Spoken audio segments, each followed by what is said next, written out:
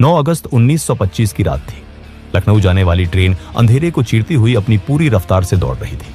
मुसाफिर खिड़कियों से आती ठंडी हवा का मजा ले रहे थे। लखनऊ अभी करीब 15 किलोमीटर दूर था।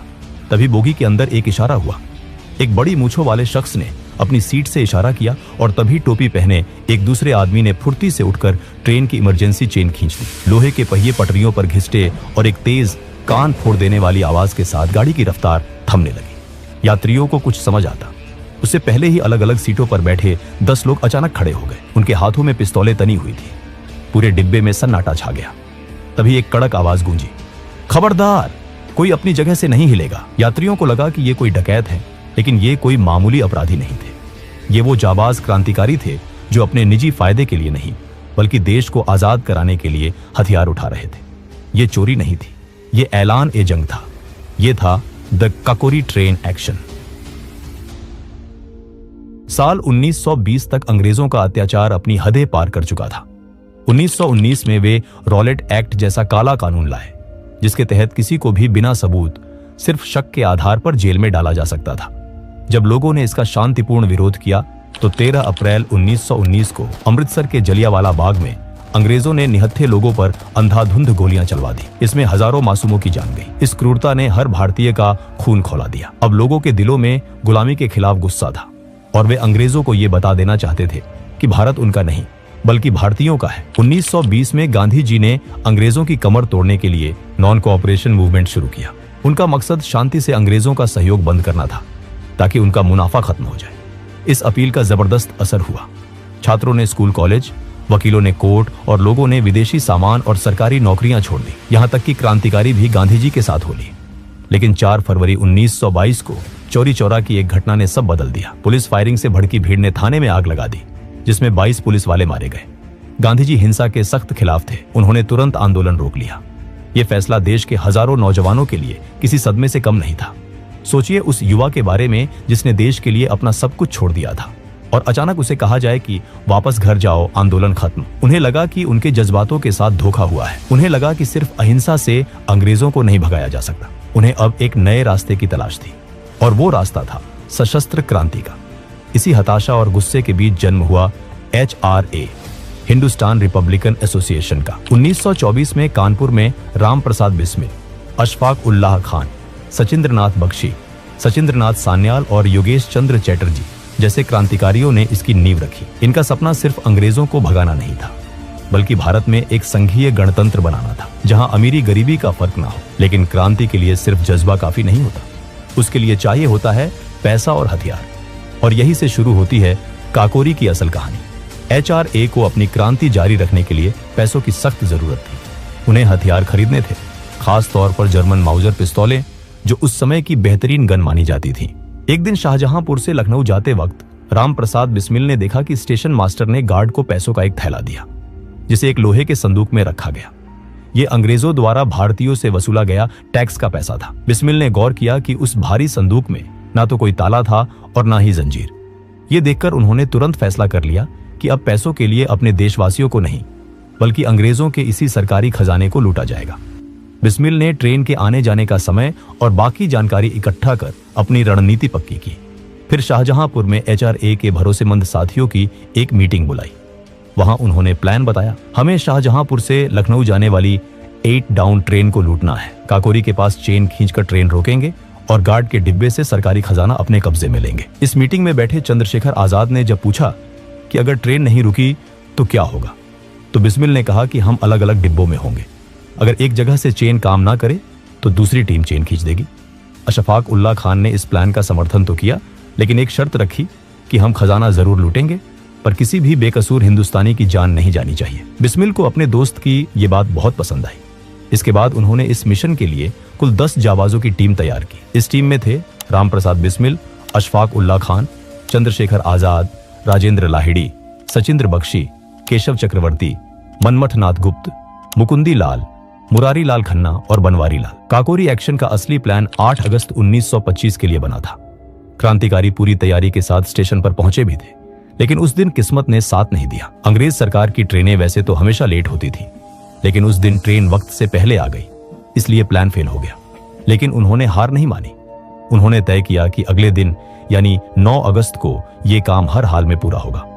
अगले दिन 9 अगस्त 1925 को 10 जाबाज क्रांतिकारी अलग अलग स्टेशनों से ट्रेन में चढ़े। उनमें से 4 के पास बंदूकें थी जिन्हें उन्होंने अपने कपड़ों के अंदर छुपा रखा था। शाहजहांपुर स्टेशन पर जैसे ही 8 डाउन ट्रेन आई, सभी क्रांतिकारी अपनी तय जगहों पर बैठ गए। राजेंद्र लाहिड़ी, अशफाक और सचिंद्र बख्शी सेकंड क्लास में थे क्योंकि चेन खींचने की जिम्मेदारी लाहिड़ी की थी।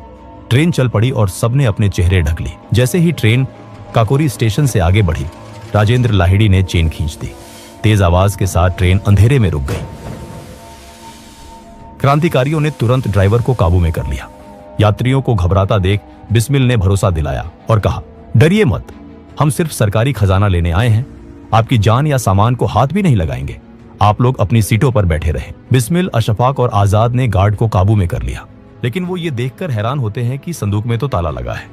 संदूक बहुत भारी था, इसलिए उसे वहीं तोड़ना जरूरी था। अशफाक ने पहले पत्थर से कोशिश की, फिर कामयाबी न मिलने पर अपनी बंदूक मनमथनाथ गुप्त को थमा दी और हथौड़े से ताला तोड़ने में जुट गए। बाकी साथियों ने अलग अलग जगहों से हवाई फायरिंग शुरू कर दी ताकि लोगों को लगे कि हमलावरों की तादाद बहुत ज्यादा है। ये चाल कामयाब रही। डर के मारे ट्रेन में मौजूद पुलिस वाले और अंग्रेज अफसर भी अपनी सीटों से हिलने की हिम्मत नहीं कर सके। सब कुछ प्लान के मुताबिक चल रहा था, लेकिन तभी एक ऐसी अनहोनी हुई जिसने इन क्रांतिकारियों की किस्मत बदल दी।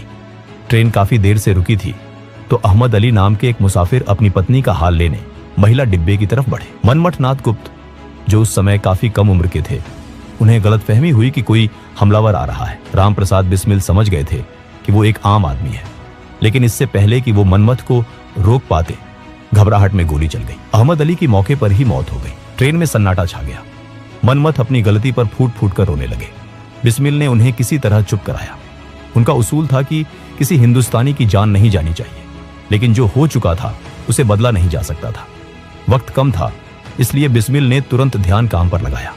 अशफाक से संदूक का ताला नहीं टूट रहा था, तो बिस्मिल ने खुद हथौड़ा उठाया और पूरी ताकत से वार करके ताला तोड़ दिया। अंदर से करीब 8,000 रुपये मिले, जिनकी कीमत आज लाखों में होगी। तभी सामने से पंजाब मेल ट्रेन आती दिखाई दी, लेकिन किस्मत से वो ट्रेन बिना रुके निकल गई।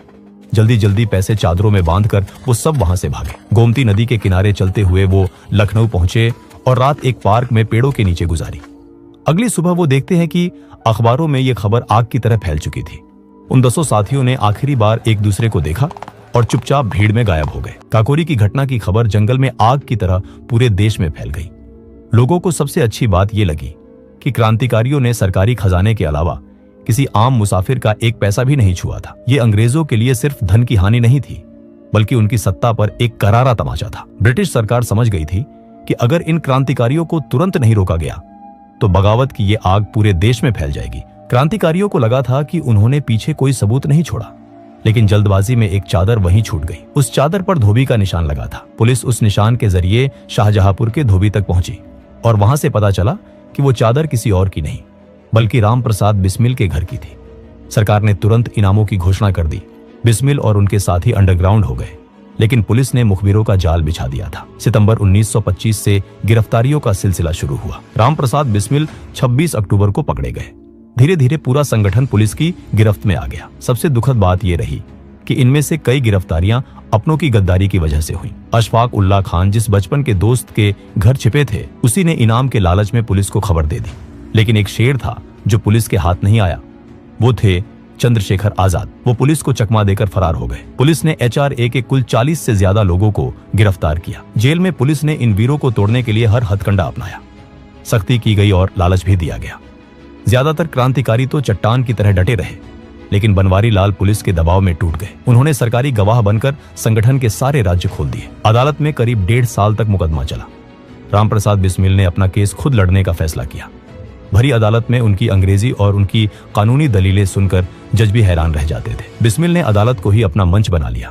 वो वहां अपने विचार रखते ताकि अखबारों के जरिए जनता तक उनकी बात पहुंचे। अंग्रेज सरकार डर गई कि कहीं बिस्मिल अपनी बातों से लोगों को और प्रभावित ना कर दें, इसलिए बाद में उन्हें खुद पैरवी करने से रोक दिया गया। सरकार का मकसद इंसाफ करना नहीं, बल्कि इतनी भयानक सजा देना था कि भविष्य में कोई भी भारतीय अंग्रेजों के खिलाफ सर उठाने की हिम्मत न कर सके।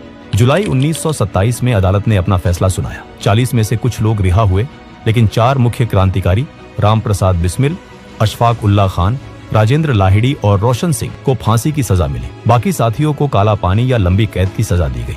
देश भर में इसके खिलाफ प्रदर्शन हुए और रहम की अपील की गई, लेकिन अंग्रेजों को जनता में खौफ पैदा करना था, इसलिए उन्होंने सारी अपीलें ठुकरा दी। सजा सुनाए जाने के बाद और फांसी के बीच का जो वक्त था वो बहुत भावुक था। राम प्रसाद बिस्मिल एक कट्टर आर्य समाजी हिंदू थे और अशफाक उल्ला खान एक पक्के नमाजी मुसलमान। लेकिन इन दोनों की दोस्ती ने सांप्रदायिक सौहार्द की ऐसी मिसाल कायम की जो आज तक दी जाती है। बिस्मिल अक्सर मजाक में अशफाक से कहते थे, तुम तो मुसलमान हो, तुम्हें तो जन्नत में हुरें मिलेंगी, हमें क्या मिलेगा। इस पर अशफाक हंसते और कहते, पंडित जी, अगर जन्नत में आप नहीं होंगे तो वो जन्नत किस काम की। जेल से अपनी आखिरी चिट्ठी में बिस्मिल ने देशवासियों से अपील की थी, अगर मेरी मौत से कुछ हासिल हो सकता है तो वो हिंदू मुस्लिम एकता होनी चाहिए। अशफाक ने भी लिखा कि वो खुशनसीब हैं कि देश के लिए फांसी पर चढ़ने वाले पहले मुसलमान बन रहे हैं। मर्सी पिटिशंस खारिज हो चुकी थी। ब्रिटिश सरकार खून की प्यासी थी। गांधी जी पर भी आरोप लगते हैं कि उन्होंने इन क्रांतिकारियों को बचाने के लिए उतना जोर नहीं लगाया जितना बाद में भगत सिंह के लिए या इरविन समझौते के समय लगाया था। दिसंबर 1927 का वो सर्द महीना आ गया। सरकार को डर था कि अगर सबको एक जगह फांसी दी गई तो जनता भड़क सकती है, इसलिए सबको अलग अलग जेलों में भेजा गया। राजेंद्र लाहिड़ी को तय तारीख से 2 दिन पहले ही 17 दिसंबर को घोड़ा जेल में फांसी दे दी गई। वो हंसते हुए फांसी पर झूल गए। राम प्रसाद बिस्मिल को 19 दिसंबर गोरखपुर जेल में फांसी दिया गया। जब जल्लाद ने पूछा कोई आखिरी ख्वाहिश, तो वो बोले, मैं ब्रिटिश साम्राज्य का विनाश चाहता हूं। फिर जोर से वंदे मातरम और जय हिंद का नारा लगाकर फंदे को चूम लिया। अशफाक उल्ला खान को 19 दिसंबर फैजाबाद जेल में फांसी दी गई। इन फांसियों ने आंदोलन को खत्म नहीं किया, बल्कि उसमें घी डाल दिया। HRA खत्म हुआ तो उसकी राख से HSRA, Hindustan socialist Republican association का जन्म हुआ। चंद्रशेखर आजाद ने भगत सिंह, सुखदेव और राजगुरु के साथ मिलकर मशाल थामी और इनकलाब का नारा बुलंद किया। सालों तक अंग्रेजों को चकमा देने के बाद 27 फरवरी 1931 को इलाहाबाद के अल्फ्रेड पार्क में पुलिस से घिर जाने पर आजाद ने अपनी पिस्तौल की आखिरी गोली खुद को मार ली। वो जीते जी कभी अंग्रेजों के हाथ नहीं आए और आजाद ही दुनिया से विदा हुए। काकोरी एक्शन आजादी की लड़ाई का वो मील का पत्थर साबित हुआ जिसने अंग्रेजी हुकूमत की जड़ें हिला दी थी। आज काकोरी का शहीद स्मारक हमें याद दिलाता है कि 1947 की आजादी की नींव इन वीरों के बलिदान पर ही टिकी है। दोस्तों, अगर वीडियो पसंद आया हो तो वीडियो को एक लाइक जरूर करें और चैनल को भी सब्सक्राइब जरूर करें।